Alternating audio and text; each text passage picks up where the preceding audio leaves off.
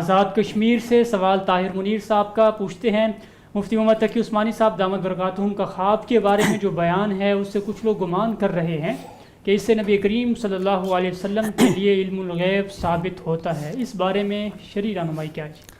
دیکھیں، اس میں بنیادی بات تو ہمیں یہ ذہن میں رکھنی چاہیے کہ مسلمانوں کو ہمارا عقیدہ اتنا مضبوط ہونا چاہیے کہ کوئی چھوٹی سی بات ہو تو ہمیں شک شبہ ہونے لگ جاتا ہے۔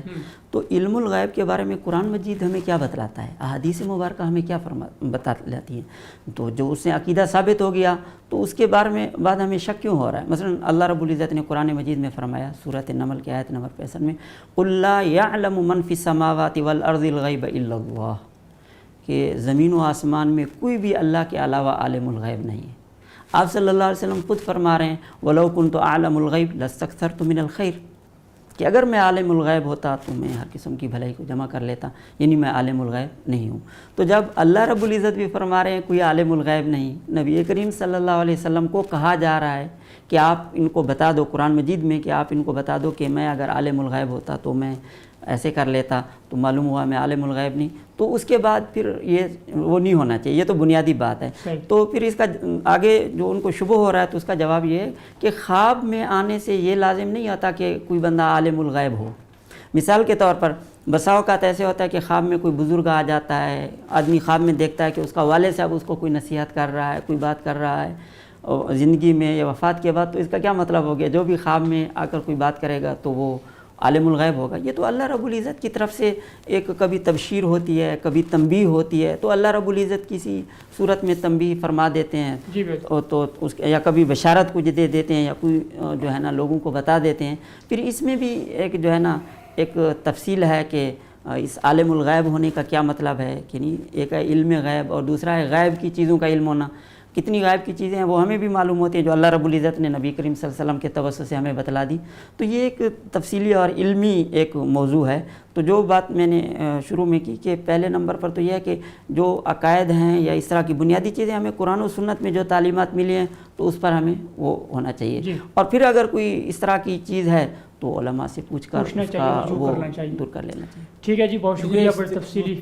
جی مفتی عابد شاہ صاحب، میں تھوڑا سا اضافہ کرنا چاہوں گا کہ یہ استدلال تو تب تام ہونا کہ جب ہمارا عقیدہ یہ ہو کہ عالم برزخ میں حضرت صلی اللہ علیہ وسلم کو کوئی یعنی امت کے بارے میں معلومات نہیں دی جاتی ہے، حالانکہ صحیح حدیث سے یہ ثابت ہے کہ پیر اور جمعرات کو امت کے اعمال آپ پر پیش ہوتے ہیں، تو ان سے یہ بالکل ممکن ہے کہ آپ کے علم میں کوئی حالت آ جائے امت کی۔ جی، یعنی یہاں پہ دو چیزیں، ایک ہے علم غیب اور دوسرا ہے غیب کی چیزوں کا علم۔ یہ ایک ٹیکنیکل اصطلاح ہے۔ تو غیب کی جو چیزوں کا علم ہے وہ جیسے میں نے عرض کیا وہ تو اللہ رب العزت کسی کو الہام کے ذریعے بھی بتا دیتے ہیں۔ فرض کریں کبھی ایسا ہوتا ہے کسی بزرگ کو الہام ہوتا ہے کہ ابھی یہاں پہ زلزلہ آنے والا ہے، کوئی وبا آنے والی ہے، مصیبت آنے والی ہے، تو اس سے ان بزرگ کا عالم الغیب ہونا تو نہیں، کیونکہ اللہ تعالیٰ نے ان کو غیب کی ایک چیز بتا دی۔ تو نبی کریم صلی اللہ علیہ وسلم کو اللہ رب العزت نے غیب کی جو اخبار تھی، غیب کی خبریں تھیں، چیزیں تھیں، وہ اتنی بتائی ہیں کہ پوری کائنات میں سب سے بڑھ کر آپ صلی اللہ علیہ وسلم کے پاس غیب کی خبریں ہیں، یعنی غیب کے بارے میں جو اللہ نے ان کو اطلاع دی ہیں۔ لیکن اس غیب کی خبروں کا ہونا، اس کا مطلب عالم الغیب ہونا نہیں ہے۔ عالم الغیب ہونا الگ چیز ہے اور غیب کی کسی خبر کے بارے میں آگاہی ہونا یہ الگ چیز ہے۔ تو عام طور پر جو مغالطہ ہوتا ہے لوگوں کو وہ اس سے ہوتا ہے کہ وہ عالم الغیب ہونا جو کہ خاصہ خداوندی ہے، اللہ رب العزت کی صفت ہے، تو اس کو وہ غیب کی خبر، غیب کی جو انباء الغیب ہے یا اسے اخبار الغیب کہیں، اطلاعات علی الغیب کے، ان کے ساتھ دونوں کو مکس کر دیتے ہیں۔ یہ دونوں الگ الگ چیزیں، الگ الگ چیزیں، بہت ہی تفصیلی بات فرما رہے تھے جی۔ دونوں حضرات نے بہت علمی گفتگو کر لی، میں ایک مثال دے کر تھوڑا سمجھا تاکہ وہ عوام ہوتے ہیں وہ بعض دفعہ ان کو سادی بات اچھی لگ جاتی ہے۔ جی بالکل۔ تو جیسے میں اس وقت بیٹھا ہوں یہاں پر، تو میرے پیچھے کی جو چیزیں ہیں نا یہ میرے لیے غیب ہے، یہ میرے لیے حاضر ہے، یہ میرے پیچھے والی چیز غیب ہے۔ میں اپنے علم کے ذریعے سے نہیں بتا سکتا پیچھے کیا ہے، ٹھیک، لیکن اگر مولانا عابد شاہ صاحب مجھے بتا دیں کہ پیچھے یہ ہے تو میں بتا سکتا ہوں۔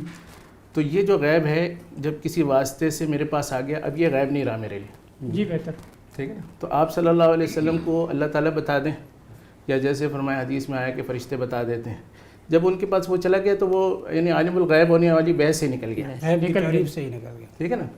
تو آپ صلی اللہ علیہ وسلم کے لیے وہ ایسے ہی علم ہے جیسے اور اسباب سے علم حاصل ہوا، ایسے یہ بھی ایک علم ہے آپ سے کے پاس. جی تو بہتر. اس سے ہمیں کیوں اشتباہ ہو رہا ہے؟ ایسے تو بزرگوں کی کرامتیں ہیں, دوسری چیزیں ہیں, ہر جگہ پہ اللہ تعالیٰ نے اگر کسی ذریعے سے انہیں بتا دیا تو اب اس بزرگ کے لیے تو وہ غیب نہ رہا. ٹھیک ہے نا, ہم اس کو سمجھ رہے ہیں یہ غیب کی بات ہے, لیکن اس بزرگ کے لیے غیب نہیں رہا. تو اسی طرح جنت جہنم کتنی چیزیں ہیں جو ہمارے لیے غیب ہیں اصل میں, جی لیکن جب آپ صلی اللہ علیہ وسلم کے ذریعے ہمیں پتہ چل گیا, جبریل علیہ السلام کے ذریعے سے آپ سے ہم کو پتہ چل گیا, اب غیب نہیں رہا.